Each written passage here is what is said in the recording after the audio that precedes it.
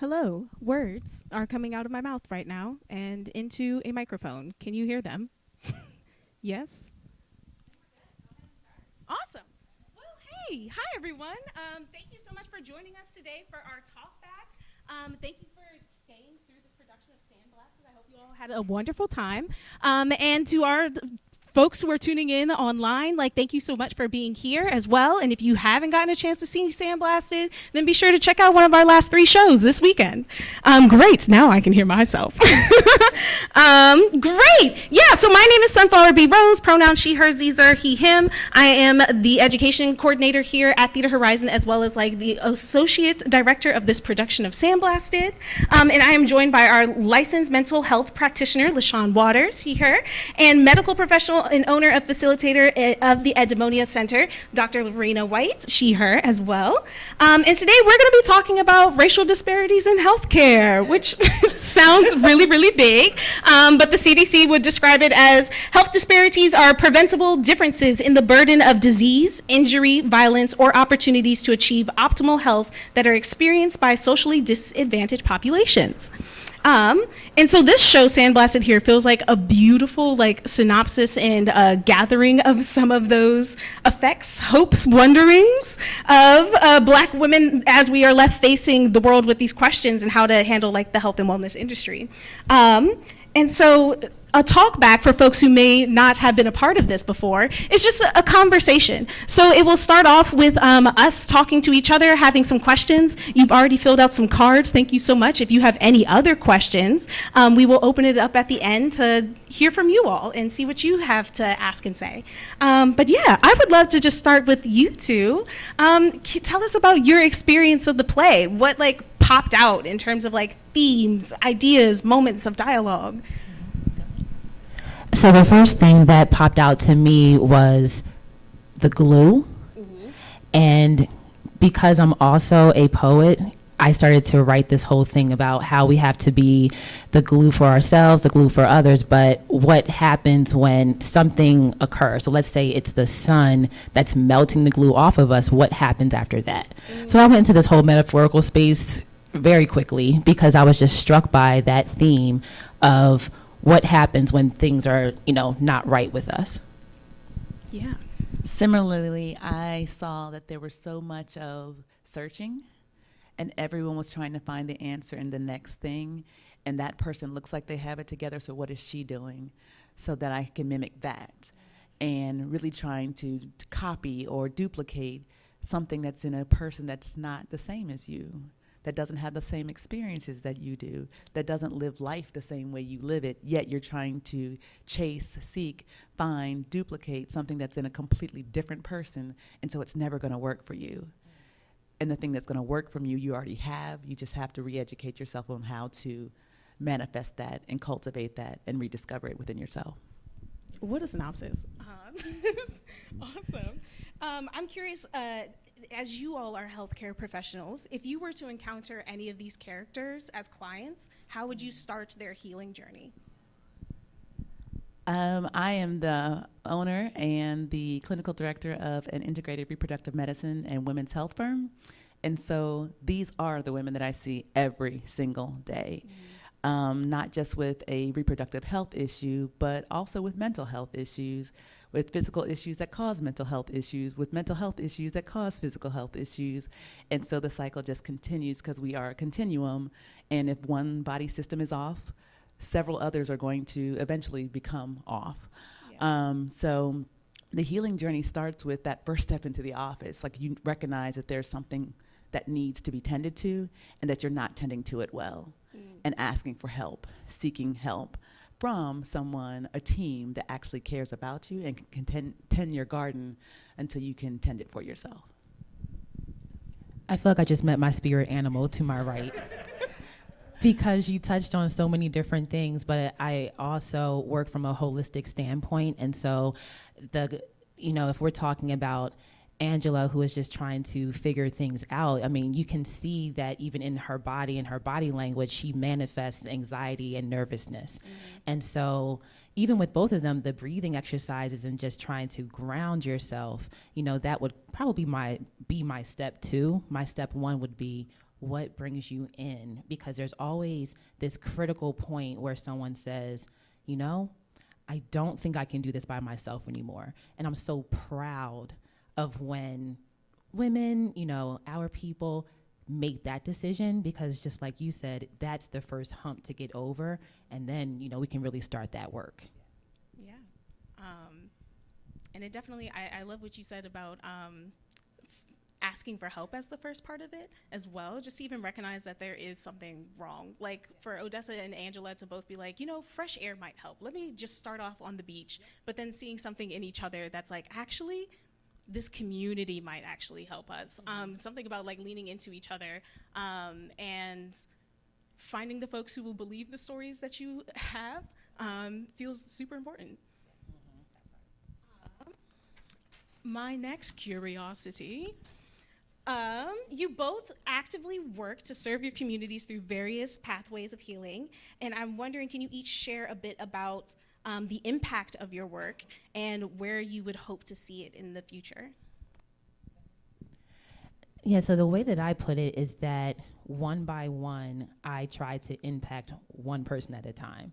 I would love that I could, heal the world, but that is so global and so unreasonable that each person that comes in, I'm hoping that just that conversation or a few sessions is creating a ripple effect, so that they might say to someone else, oh, hey, I talked to someone and it was helpful. And so that's how I imagine my work. I call myself professionally goofy, and so they appreciate that because, yes, I have this clinical background and all of that, and I've been doing this for about a decade, but I'm real enough where they feel comfortable to tell me their story, and we can laugh, but we can also get down to business. So they love that balance, and it makes my work feel like play. And that's why I continue to do this. It's definitely a calling. Yeah. There's not even much to add, because those are similar to my experiences in that I love what I do.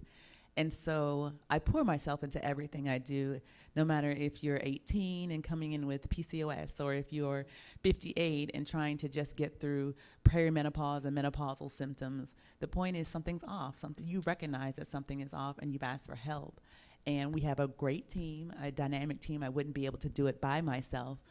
And it's just nice to see when the light bulb goes off that, oh my goodness, that is part of what has been missing. Or literally hearing the story about how they got to this point, and recognizing that things have been off for potentially decades. And you've been kind of navigating through the pitfalls and the stumbles and the missteps, thinking that next thing is like, okay, spinach is it. Okay, yeah. I'm just going to up my spinach. That's it. You're right. Let me just eat more spinach. And you know what? They did say something about blueberries and antioxidants, and that's so not far from what we see. Like someone said moringa. Okay, so now I'm just going to start growing my moringa plants in my home, and sea moss. Yeah, all those things. And it's like, if I just do that, then I can get my life right. But your life has been slowly deteriorating, not just physically, but mentally, vocationally, emotionally, spiritually, environmentally, socially, all those different ways for years. And so it's not about spinach, it's not about the antioxidants, it's about getting in touch with who you really are and figuring out what you need to let go of so that you can grab onto the things that actually serve you. That's a word right there. Yeah, absolutely. Yeah. I guess to piggyback on that, I'm curious how culture plays a part in our experience of healing and pain and suffering, because some things also feel like let's say in a Black community, if there's more pressure to look a certain way, to act a certain way, then how does that play an effect on your mental health, the way that you seek out answers, or even the healing responses that you get? If we've heard therapy's not always the answer, it's for crazy people. Wrong, horrible. We've been changing the conversation away from that. But for folks who are still curious about healing for themselves, how do you all get to talk to people of your communities and use that experience to help aid in that understanding of self?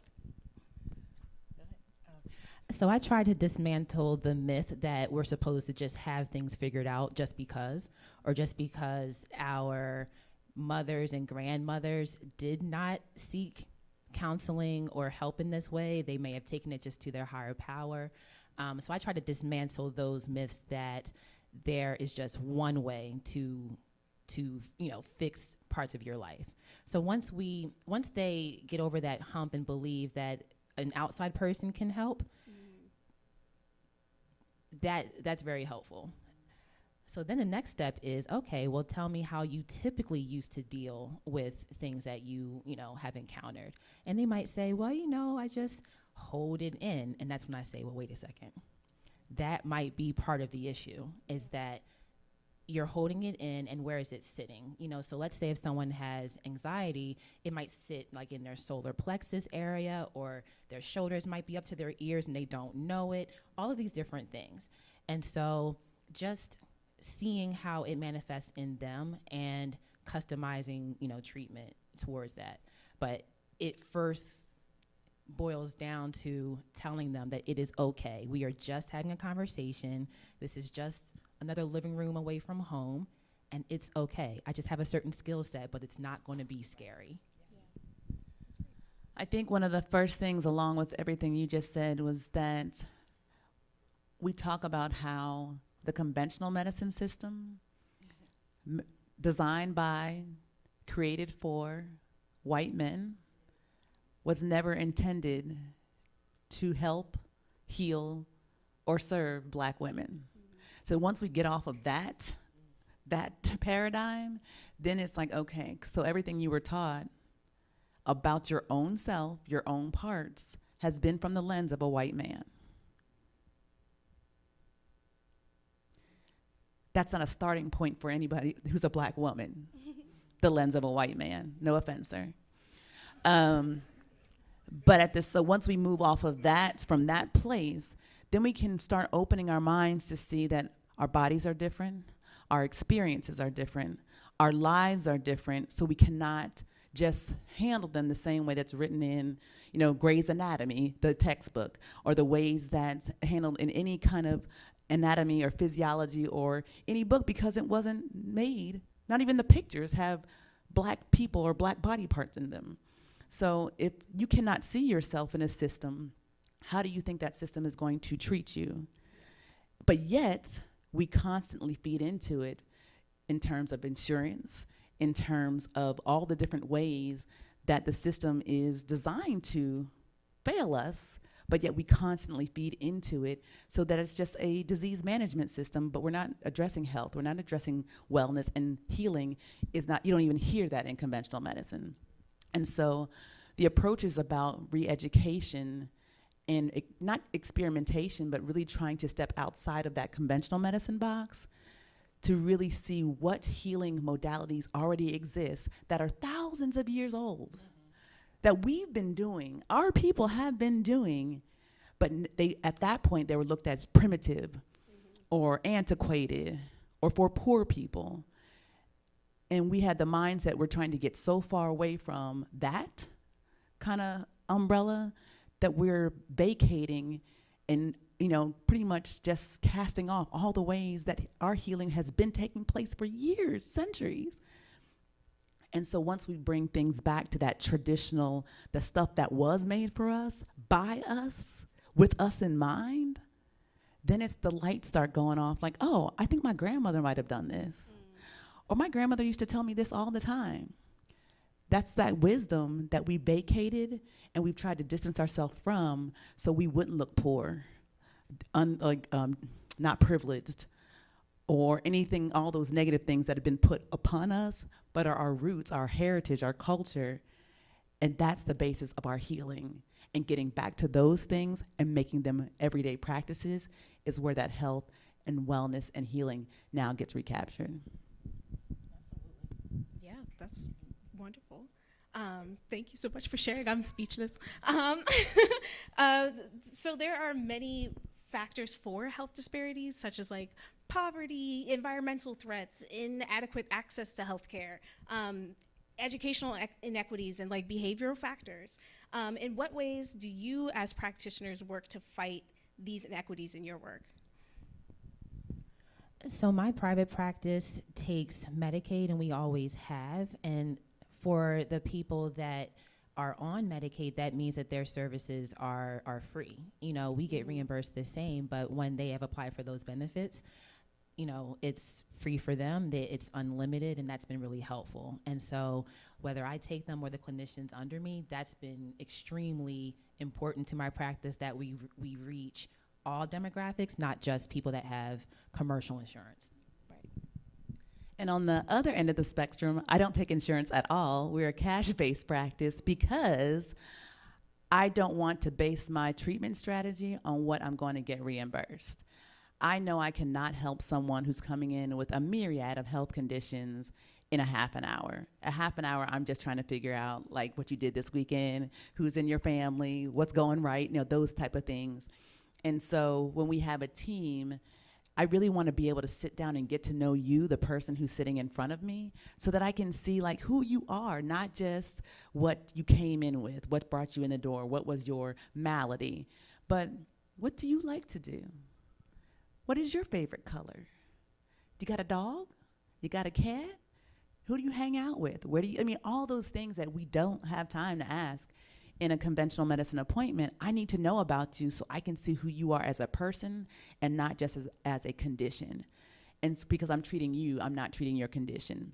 And so really being able to give my clientele what they need, not just what insurance will cover, has paradoxically opened up to everyone who needs help, because we're able to tailor our individual treatment plans to the person sitting in front of us, not based on what the insurance provider is going to reimburse. And I think that's the difference. And again, it's enabled us to be successful in terms of actually being able to bear witness to the healing process and to see that, again, that light bulb go off, and not just for the time that we're working together, but helping someone to truly heal so they can take care of themselves and tend their own garden.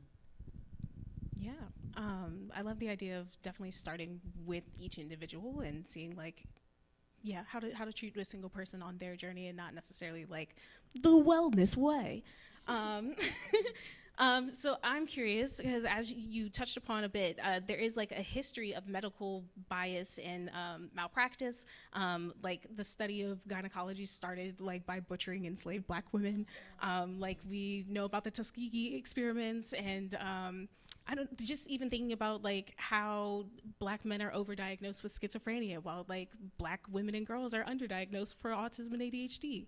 Like there's so many practices and studies that are already based in like racial discrimination and bias. So how can we create more trust within our communities to find the well-being for themselves and the future of Black women? Well, first, all skin folk and kin folks. So just because you have a Black provider doesn't mean that everything's going to go great. There still has to be a mental shift in terms of what you're looking for, who you're looking for, and are they listening to you? In 15-minute appointments, nobody's listening to you, whether they're white, Black, Asian, or other, because there's no time for that. You are a number, and literally a number that's translating into the incentive that your provider is going to get if they can see more of you in less time. That is not who I want taking care of me. That is not who I want in charge of my care. I want someone who's going to take the time with me to figure out what is going on with me. And that's not going to happen in 15 minutes. It's not going to happen in 18, and it's definitely not going to happen in one appointment. And so really being able to establish relationship, someone who not only cares about you, but is invested in your wellness. I don't get new clientele until other people say, hey, that's where it's at over there at the Edmonia Center. Not only do they hear me, they listen to me, we're seen, we're heard, they value my presence. And that's how our center has grown.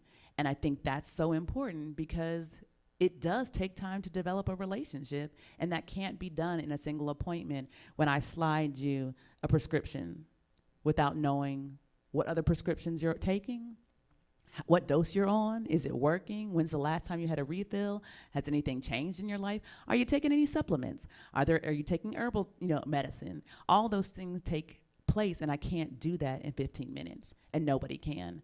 And so really being able to take the time to get to know the person who's sitting on the other side or in the other chair is valuable. It's invaluable in terms of, again, health, wellness, trust, rapport, partnership, all those things that you need when you're working with a provider who cares about you.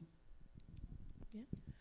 You touched on trust, and what a lot of clients tell me is, I do see all demographics and I have, many ethnicities, but if they are a person of color, they have specified, I wanted to see you specifically because I feel like I don't have to give you certain backstory or explain certain things.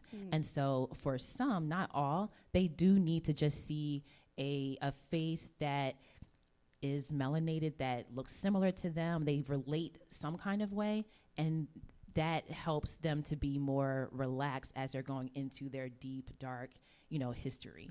So I think just not having that barrier there has been helpful to establish that trust, and then then I can start saying, okay, poking and prodding, but excuse me, it's first about, can they just believe that I am here to help them?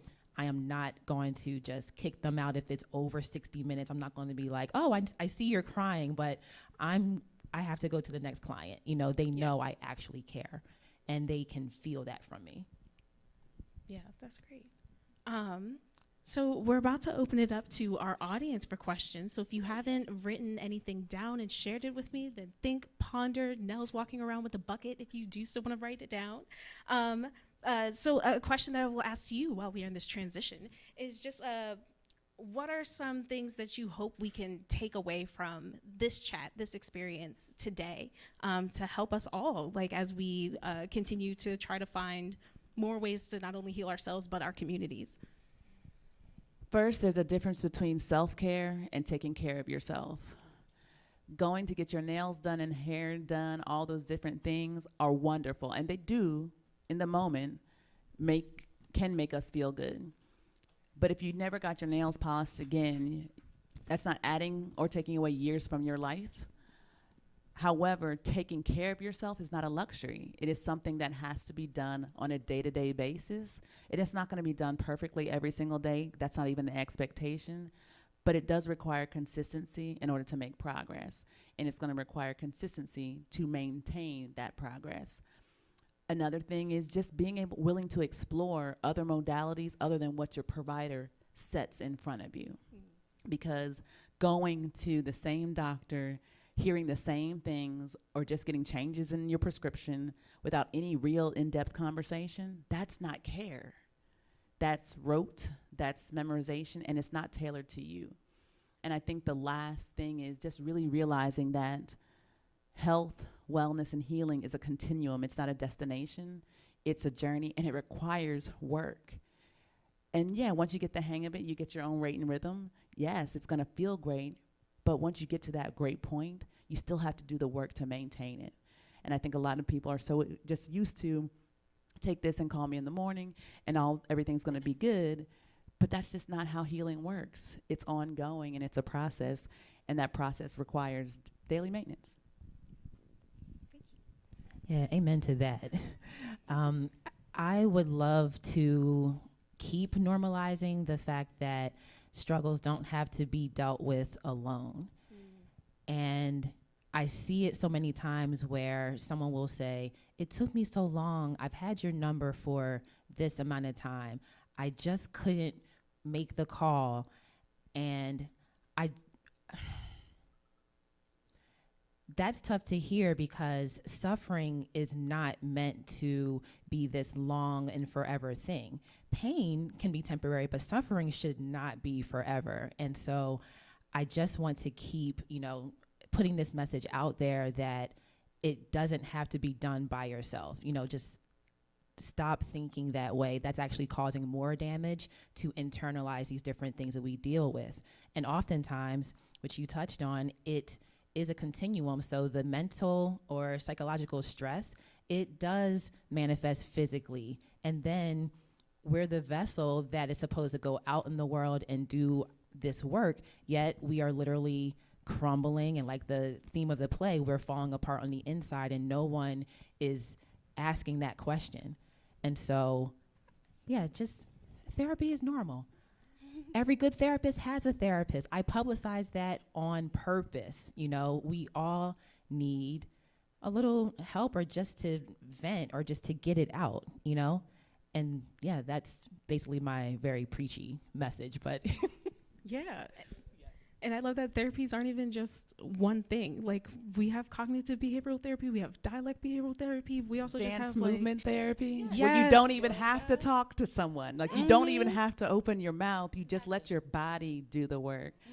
And that's another thing that it may not be the modality, it may be the practitioner doesn't resonate with you. Don't just stop when it's like, okay, I went once and it didn't work.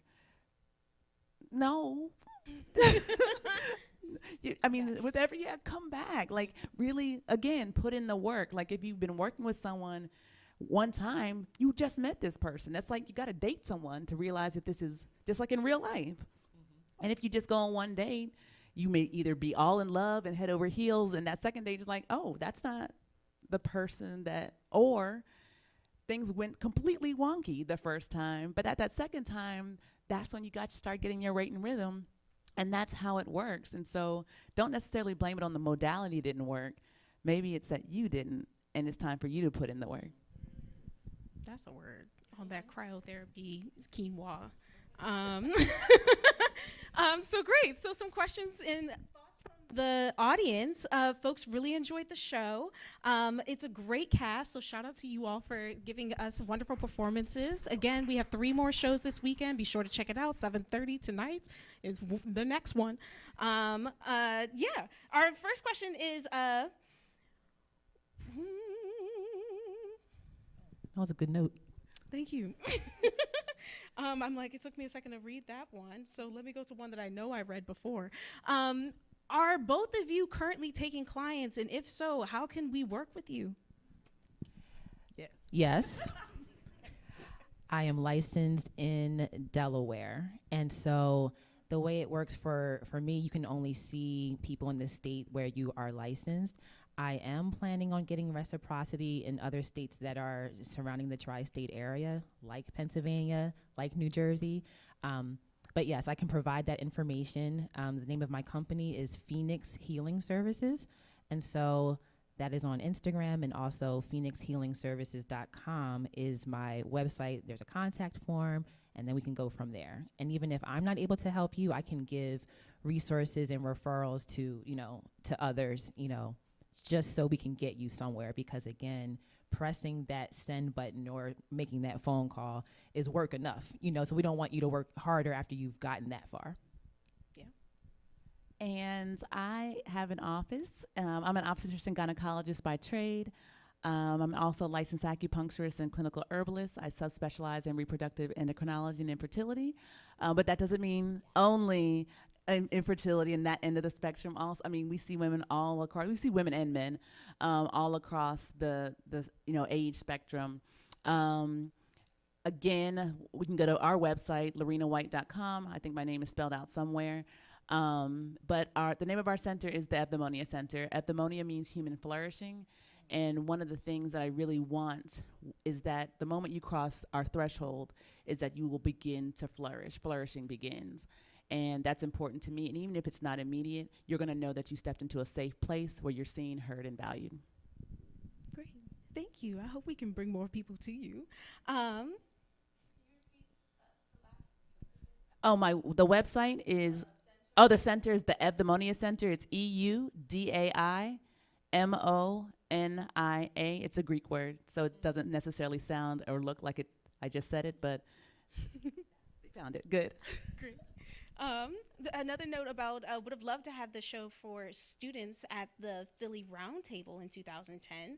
I guess I'd be curious for you all, like, how can we make these conversations more accessible for students? Like, where do we begin in taking this show, these themes to our classrooms? I think it starts with the network of providers that you know and trust. Because if I make a referral, that means I would send either myself or my mom to. And that's like my threshold. I will take some stuff. I will deal with the microaggressions because I know I can, but I'm not going to put my mom in that situation. So that's my threshold of making sure that I'm going to make a referral that I trust my mom with. And if I cannot trust you with my mom, then I'm not going to trust you. I'm not sending anybody to you. And I think really being able to make connections about, okay, we provide a myriad of services, and that was by design, but there's still going to be some things that we just don't do that other people may need, and being able to make those referrals to people that I know and I trust helps keep that safe net of safety, so that when we meet someone that just isn't a good fit for us, I can still make sure you connect with someone that I know is going to hold your hand, take care of you the way we would. Yeah, I don't have much to add to that because it's a lot of word of mouth and trust, within a lot of the communities. And so, to get it into classrooms, I would say, asking even the audience members, like, well, what kind of work do you do? And can we give this to you? Do you know a teacher? Just really starting that web and seeing how far it spreads. Here's a thought for us all, I think. At any point in the play, is this a dream or in their minds? I would like to believe that this is all very real, and this is a world where in the very near future, maybe, that we start to see Black women like literally just lose limbs one point at a time. I think that's a real world. Any other thoughts? No, I definitely think, or I know that even if this particular portrayal was not real, in terms of limbs falling off and body parts falling off, I think you said it, that we are falling apart inside based on the system that we are living in. And I'm also of the mindset, just because we're in it doesn't mean we have to be of it. And really being able to recognize that we are in a system that's just not necessarily designed with us in mind, but also knowing that, okay, this is the system that I'm in, and being able to advocate for yourself, knowing someone who will, or connecting with someone who's going to give you the answers that may or may not align with what you heard or what you were told, and really being able to research and understand that your health and wellness is a commodity, and putting it in somebody else's hands completely and fully, that's abdicating your power. And really being able to partner with someone, again, who sees you, who hears you, and values you is so very important, because, again, it empowers that practitioner to continue doing their work so that they can continue doing good work for others who may be in a similar situation. I think that we do have things that are going on with us that we are not paying attention to sometimes. And so my thought regarding the play is, this is how it is shown only physically, where a lot of these things are very much so happening. It's not in our minds. We are not making it up. It's just that, I guess what I could say is, if we don't address certain things, eventually maybe you might lose a pinky. I'm not really sure. Do we need it? Do we need the pinky toe? Some people are, think that we do and don't. I personally could do without it, but other things I need. I want my whole hand. I speak with my hands a lot, as you've noticed. And so I feel like, yes, if certain things are not addressed, there could be an alternative world where that is the karma, like, oh, well, I guess you don't have a foot now. You should have paid attention. I don't know. Yeah. And I think that goes right into this other question of, like, what do we think the missing limbs are signifying? And I think, like, actual manifestations of, like, anxieties, pains, problems. And a question of, like, what were the items that fell into the sand? There was a toe that Angela lost over here, and an arm that Odessa lost. And progressively throughout the show, you get to see, them starting to bandage themselves, to start to note, like, oh, now their noses are falling apart. Now the midriff is starting to shift a little bit. And then there Even was their legs, they were bandaged, obviously. But to me, the bandage was like, that's no longer there or functional, something like that, right? And even as we transition back in time to like, I really love this moment where Odessa kind of like gets to go back into her body, and then we still watch her like decompose as she comes back into the desert again. But last question, what do we think they're all looking for? Peace, hope, and like sanity. What else? Keep going. I like this. What you got? Harmony. I heard themselves. Yes, themselves. Yes, parts of themselves. Like get it back. So that toe, and maybe that represented something. So, you know, if that toe meant like maybe all of my grounding, yeah, I need that back. I need my whole foot in the ground so I can feel like I can, you know, keep walking forward. And just the general truth about, I think, yourself. Because it doesn't apply, what you see for that person is a truth about them, but it doesn't necessarily reflect the truth about you. So all those things, I think they're all tied together. Yeah, awesome. Well, that's our chat for today. So thank y'all so much for joining us. Thank you for joining us here in the audience. You'll be able to find Lorena at lorenawhite.com and LaShawn at phoenixhealingservices.com. Yes. And yes, do you have any last 2 cents to stand on a soapbox and say anything that you want?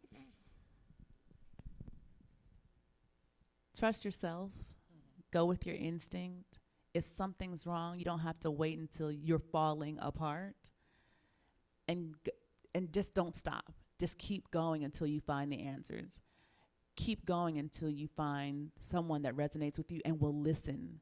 Not just hear you talk, but will listen to the things and not discount them and work with you, partner with you on your healing. What I would say is whatever the struggle may be, just keep going, you know, and if you feel like you can't keep going, that is when you reach out, you know, you just keep trying to find a way, as opposed to saying that giving up. A lot of times people give up because they are making a final decision based on a temporary feeling, and they don't actually understand that the feeling is very fleeting. And so then they are impulsively making some kind of, you know, bad choice that they can't come back from. So even just to understand that what you're feeling is temporary, there's help, you know, to receive. And, you know, I will literally like hold your arm and be like, okay, come on, I got you. You know, like that's the kind of work that we both do early. Yeah. That's so great. Well, congrats on all of the work that you've done, and can't wait to see like what happens next. Continue with all the wonderful things that you're doing, and thank you so much for joining us. Thank you. Yeah. We've had a good time.